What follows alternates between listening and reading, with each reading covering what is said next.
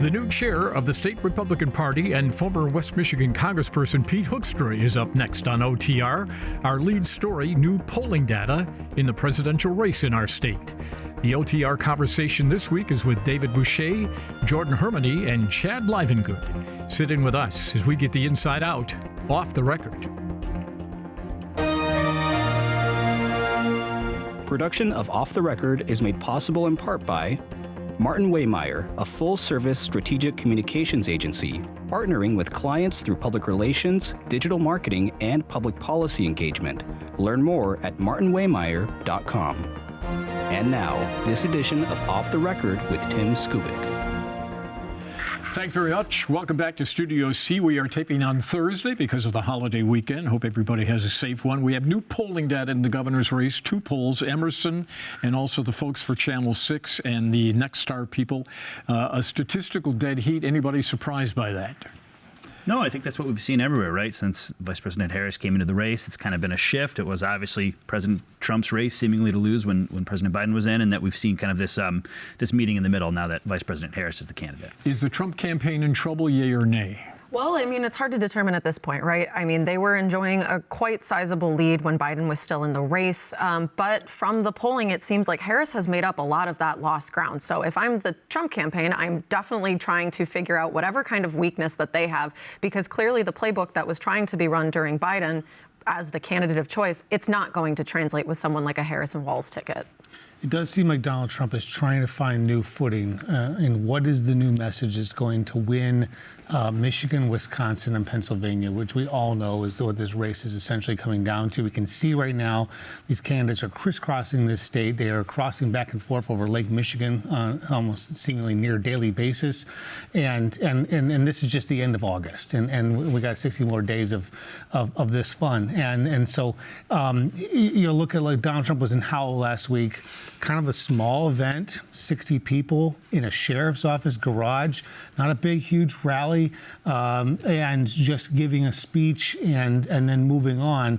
And then like on Monday, he was at the National Guard Association, and he even noted this is not the usual raucous kind of crowd I'm used to.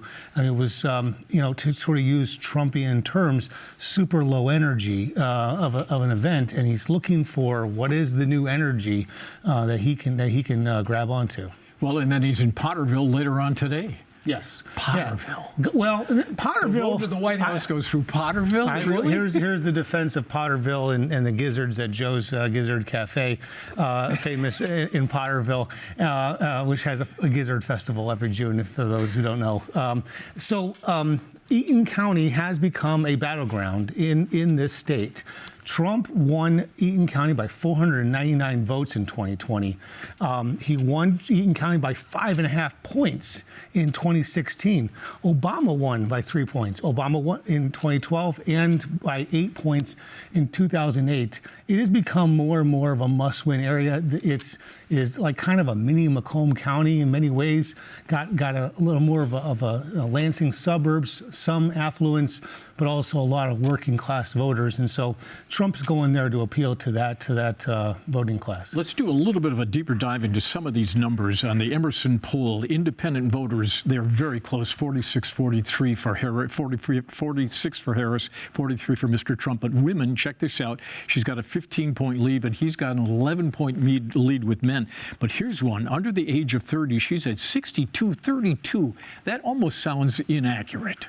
I actually don't think that's that big of a surprise. I think that the Democratic Party has done more to appeal to young voters. I think we saw at the DNC that there were influencers and podcasters and other people that, again, in theory, appeal to a younger audience. The case with the younger voters has always been turnout. Like, will that enthusiasm translate to people voting? Historically, sometimes it's happened, sometimes it hasn't. Of course, Democrats focus on that turnout, right? If they get those people to come out, if they get that high enthusiasm that we've seen post VP Harris coming into the race to translate to the polls, then President Trump could be in trouble. Also, Harris leads in all of the 7 swing seats with the independents, except in Michigan and North Carolina, where it is tied. Will this race be decided by independents? Absolutely. I mean, there is not a lot on the margins here. Some of the people maybe on the fence, or we're looking at like Robert F. Kennedy Jr., they're going to start breaking in different ways. Obviously, Trump thinks he's going to get a bunch of RFK votes, which in some of the previous polling last month, where RFK was getting close to 10% of the polls. So there is some independent voters still up for grabs here. But you just go back to like going to Eaton County. Can Trump appeal to women in Delta Township and Grand Ledge? That is kind of the question, because if you can get into Delta Township and Grand Ledge, that translates in a whole lot of other suburban areas around Kalamazoo, around Detroit, around Grand Rapids, and even around Flint and Saginaw. I mean, though, can we honestly be surprised that they're trailing with women? I mean, speaking as a woman, been a woman for nearly 30 years of my life now. I mean, the comments that have come out of the campaign about, against childless cat ladies, against, the concept of tampon Tim, how Tim Walz, oversaw a bill that went into effect in his state that put tampons in all bathrooms across Minnesota. Like that, to me, as a woman, you hear that, and you hear that there is I don't want to go so far as to say an attack, but it somewhat is like an attack on femininity, on women, on women's choices. You couple that with Democrats continuing to hammer home the concept of tying Project 2025 to Trump and his campaign, which goes into large detail about how it would curb abortion at the federal level. What if I am a young woman looking towards my two options? Are there really two options, frankly? Because one side is saying, yeah, do your thing, be a young woman in America. And the other side is saying, well, be a young woman in America if it fits my, specific definition of what that means. And not just young women. If you are a Gen X woman and Yes. you're hearing Donald Trump say Kamala Harris is stupid, that's not going over well with independent voters, or even some Republican women who voted for him back in 2016. Well, is it true that his people have sat him down, if you can sit Mr. Trump down, and say, look, you need to get off of that message and get on to policy? And he asked his audience the other day, should I do policy or attack my opponents? And guess which side they came down on? Attacking opponents. I think that's not a huge surprise, given that people typically, especially these large events, who attend these events, right?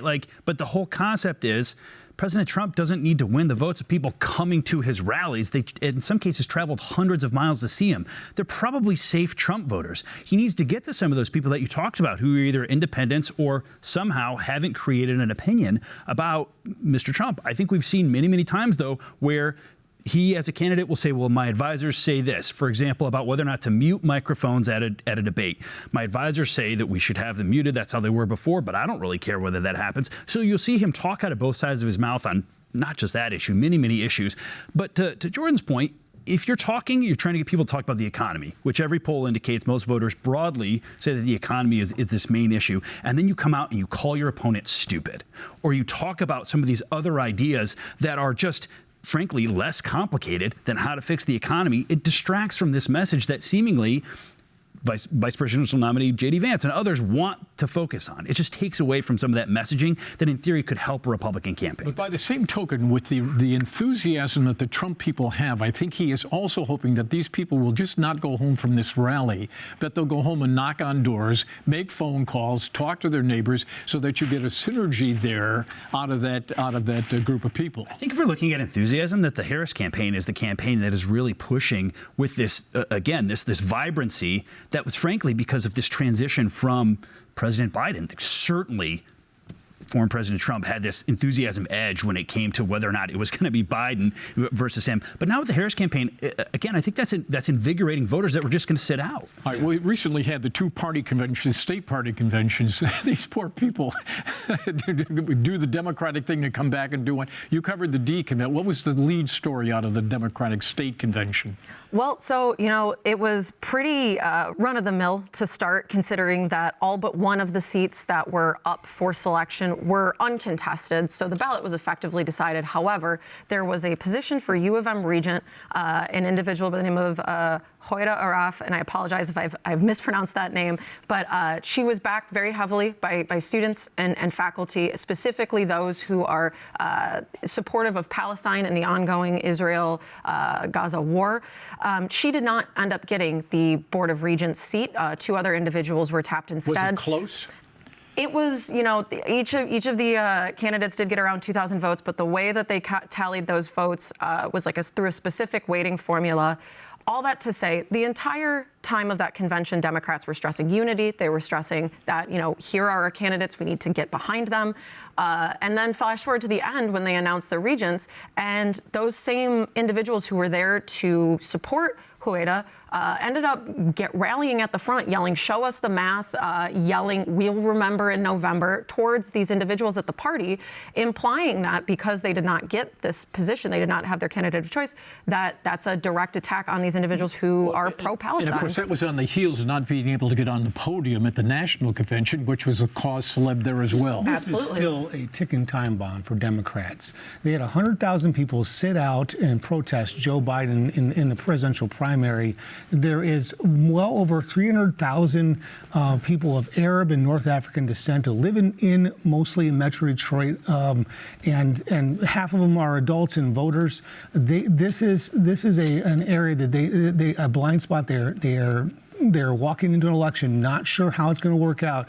When you have things like this, where you have weighted formulas and basically progressives yelling some of the things we hear from Donald Trump, it's rigged election. The distrust on that side is palpable. Where is the weighted formula in our democracy? Did the founding fathers put that in the democracy? That sounds to me like a convenient political tool to get where you want to go. And look, guess what? Denise Illich from the Illich billionaire family, and Shauna Ryder Diggs, essentially establishment Democrats, they pull away with the victory at this convention. I mean, this could lead to some angst within the party about the way these conventions are set up. By the same token, however, Mr. Hoekstra, our guest who's about to come on and defend himself here shortly, said that the party was unified. The Republicans. If you're sending the cops to take somebody out of the hall, is that unification? I don't know if it speaks to unity or not, but this is in theory, this is democracy, right? You're having these open ideas, these areas where you're supposed to share ideas about your party. You're supposed to debate that. You're supposed to vote. The people who attend these conventions are going to vote for the parties already, right? You're not probably coming to a Democratic convention but for the formula for how you're counting those votes, deciding to vote for Donald Trump.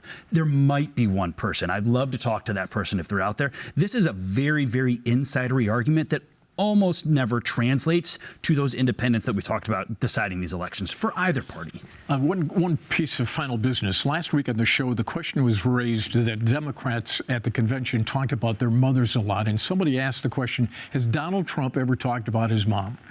I actually did some research, which is a very dangerous thing to do, okay? Oh, yes, he gave a very interesting interview to The Hill. He said, I had a great mom and she loved me and I could do no wrong, which may have been a big problem. But he did speak in glowing terms of his mom, just to clear up the record on that point that we left open-ended last week. Now let's call in Pete Hoekstra.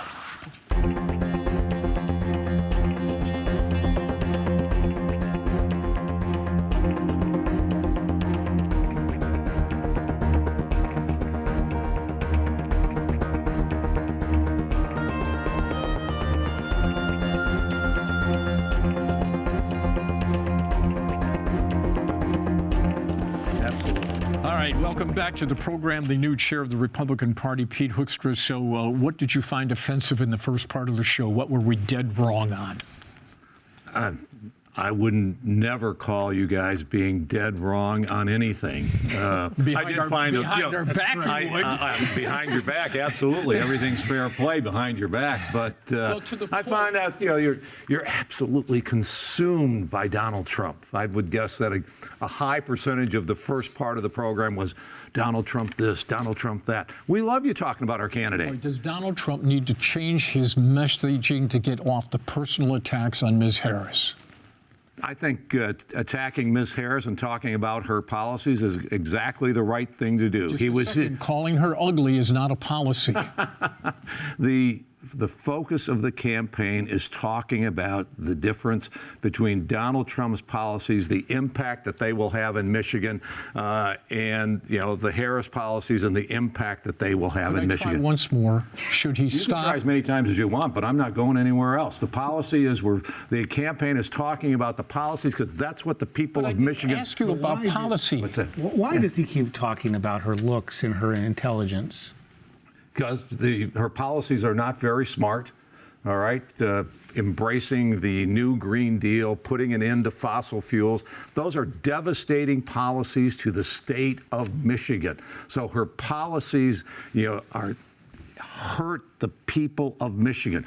Being the deciding vote on the Inflation Reduction Act, okay, which all it did was create inflation, which is probably the #1 issue on the minds of some of the people that you were talking about today. 20% inflation over the 3.5 years that the Biden-Harris team has been in place. All we hear about is people saying, you know what, I'm not sure my paycheck can make it to the end of the month anymore. So.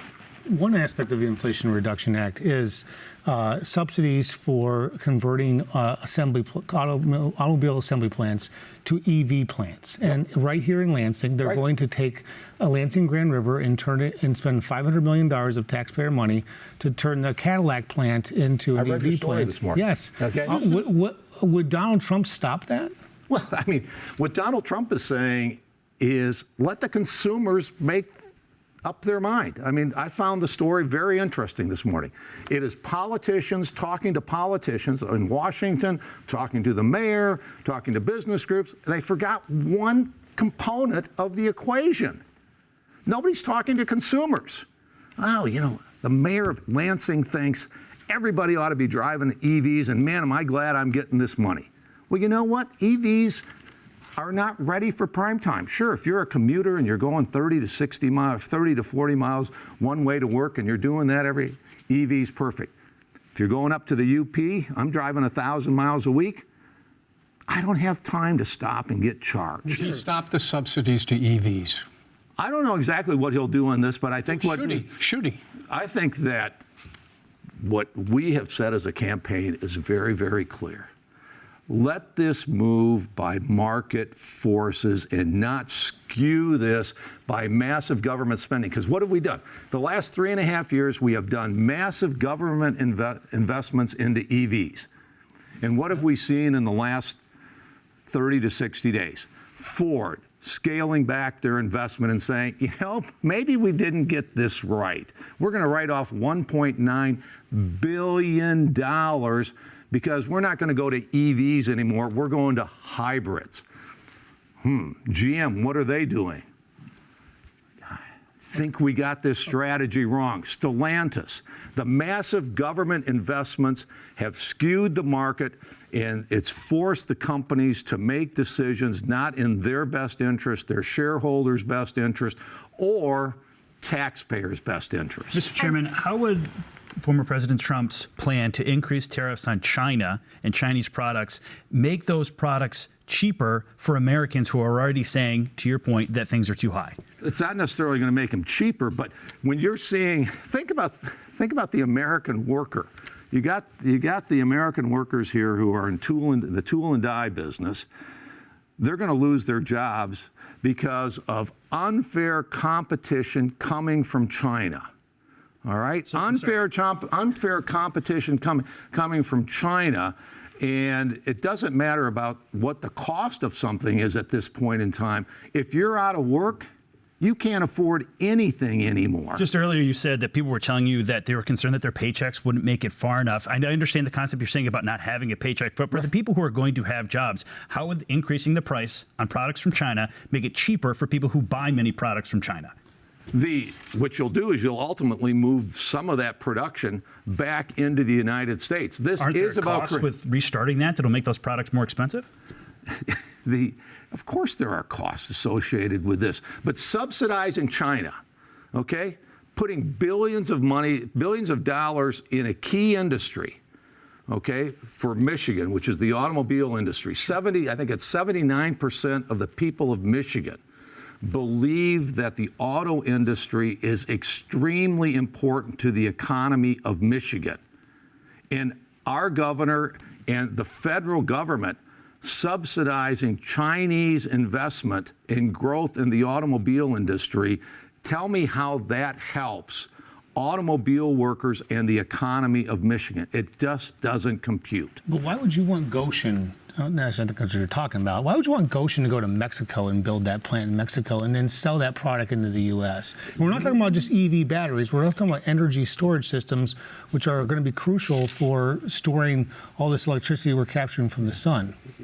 You know, it's amazing to me that when you have people like Leon Panetta, former, I think, director of the CIA, former Secretary of Defense, saying Goshen and these plants are a threat to America's national security, that we have people in the media, we have people in the Michigan government and the federal government arguing that we ought to be subsidizing Goshen, when Leon Panetta calls it a national security threat. That doesn't compute. That makes no sense. We're, collectively around the table, and Michigan taxpayers are sending money to a company and a country that is a threat to our national security. That just doesn't work. And yes, under Donald Trump, those subsidies to China will stop. If we're going to subsidize and create investment in the U.S. through the government, it needs to be into American companies. Well, let's go back to the original question. Is Donald Trump going to stop the $500 million grant to convert the Lansing Grand River plant to an EV plant? I on that one specific, I don't know, but I think in the long run, what we said earlier, he's going to let consumers and the evolution of technology make that decision, not the heavy hand of government that says, oh, that's the technology that I think is going to work. We're going to pour a bunch of, that's what's been happening for 3.5 years. And where are we at now? Ford, GM, Stellantis have all said what the federal government has been pushing us to do hasn't worked. Yeah. How many billions of dollars? Ford has scaled back their plant in Marshall. Okay, Tesla is heavily subsidized in California and Texas, where they've built plants. Tesla's been, yeah. And they've also lost billions of dollars. Right. And so there's no foolproof plan here, business plan. And Tesla is held up by a lot of Republicans these days as the gold standard of EVs. Maybe the gold standard of They're making EVs. 800,000 cars a year. Why should GM and Ford not be responding to that? Why should the federal government? Why as conservatives and as taxpayers should we be encouraging companies to make decisions that do not work in their economic interest? What is it on the Ford F-150? Right? What are they? The Lightning. The Lightning. Yes. How much are they losing for every every Lightning that they build? I think it's over $100,000. Jordan has a question. Yes. Excuse me. I kind of just taking a step back here. When we were talking about polling earlier today, we mentioned that the Trump campaign is very far behind with young voters and somewhat far behind with women. What do they need to be doing to make up those losses? You don't focus on specific categories, okay? I think we've got messages for young workers, in terms of creating an economy that will create jobs so that when they actually get out of school or when they finish their journeyman training and those types of things, there will actually be jobs for them. So you go through there. But the bottom line about the polling is, this is a dead heat race, which is what we always expected it would be. And when we get down to the economy, security, the border, and those types of issues, which I think people will focus on over the last 68 days, we're going to do well. I mean, but is that not undercut by, again, your candidate of choice going out calling women stupid, like Kamala Harris stupid, saying that childless cat ladies creep J.D. Vance out? Like, what are women supposed to hear when your candidates say that? That's what you guys want to focus on, okay? But I can tell you that I'm talking to people every day on the street, and they are talking about their economy. They're talking about where their paycheck can go. They're talking about, wow, if Kamala Harris, she wants an open border. All right. She wants to get rid of fossil fuels, no fracking in Pennsylvania. Those are jobs in Pennsylvania, in Michigan that go away if that's what people are focused on. You can create whatever dialogue you want around this table, but I don't think it matches the dialogue that I hear when I'm talking to actual voters and what they're concerned about. You know, when you go and, you know, you didn't talk about the poll that comes out and says, hey, what are people interested in? Economy, inflation, the border. They're not talking about, oh, you know, I don't like what Donald Trump says. They're going and they're saying it's the economy, it's inflation, and it's the border, some of this foreign policy stuff. That is what they are talking about. And in fairness to that, though, but suburban women are largely credited with the reason why Donald Trump lost in 2020. So, I mean, again, though, going back to gendered-specific kind of attacks, like you're not at all concerned that that's going to be walking down. I'm concerned about getting them, but I mean, the problem, the issue that you have today is, you know, suburban housewives, they are concerned about the ability for them to provide a lifestyle and the quality of life they want for their kids because it's been eroded by 20%. We talk about young people going out and trying to buy their first home. All of a sudden, they find that that part of the American dream is not available to them anymore because we have 7% mortgage rates and housing prices have skyrocketed. That's what, you know, I've got kids that, you know, they all have had their first home, but, you know, they're thinking about scaling up. They can't do it anymore. Mr. Chairman, you want to stay for overtime? I'd love overtime, absolutely. Nothing better than overtime. There you go. All right, we're going to go to closed credits. Go to WKAR.org for more of Mr. Hoekstra right after all of this stuff. Production of Off the Record is made possible in part by Martin Waymeyer, a full-service strategic communications agency, partnering with clients through public relations, digital marketing, and public policy engagement. Learn more at martinwaymeyer.com. For more Off the Record, visit WKAR.org. Michigan Public Television stations have contributed to the production costs of Off the Record.